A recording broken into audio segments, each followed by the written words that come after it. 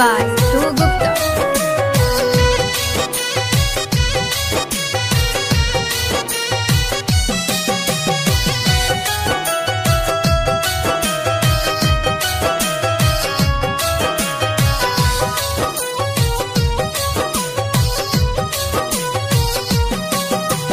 जतारू तो जा अब ना रोके गिरिया तोहरे बा हम ना टोके।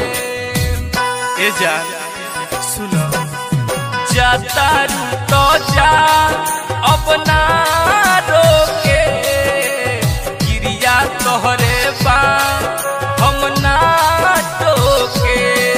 बाकी तने बता दो छुप के तकियावा में जान हमरा खातिर रोबू तना है। बाकी तने बता दो छुप के तकियावा में जान हमरा खातिर रोबू तना है। हमरा खातिर रोबू तना।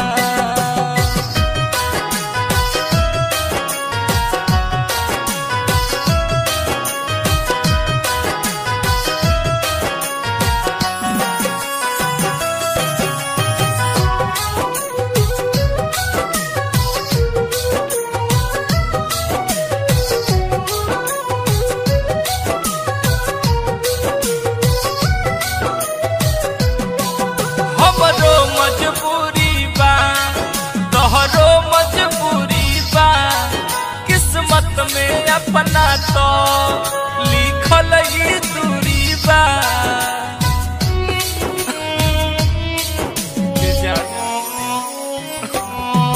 हमरो मजबूरी बा तोहरो मजबूरी बा किस्मत में अपना तो लिखल ही दूरी बा।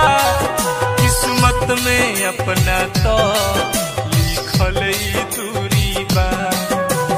अब कहियो तहरा सोचना होके गिरिया तोहरे बा हम ना टोके। बाकी इतने बता दो छुप के तकियावा में जान हमरा खातिर रोबू तना है। बाकी इतने बता दो छुप के तकियावा में जान हमरा खातिर रोबू तना है। हमरा खातिर रोबू तना।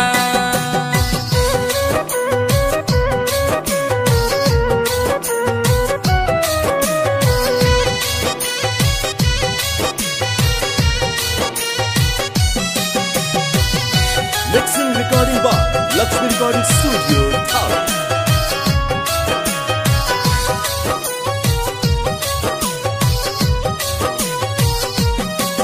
तू कितनो हंस लेबू खुश हो के देखा देबू बाकी सच है बाकी अपने के सजा देबू।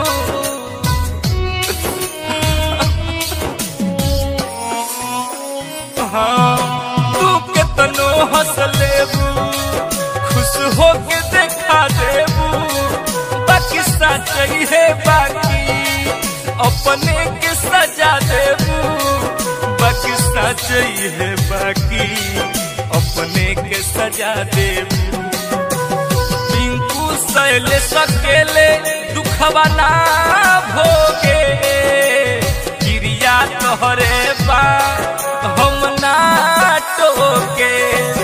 बाकी तने बता दो छुप के तकियावा में जान हमरा खातिर रोबू तना है।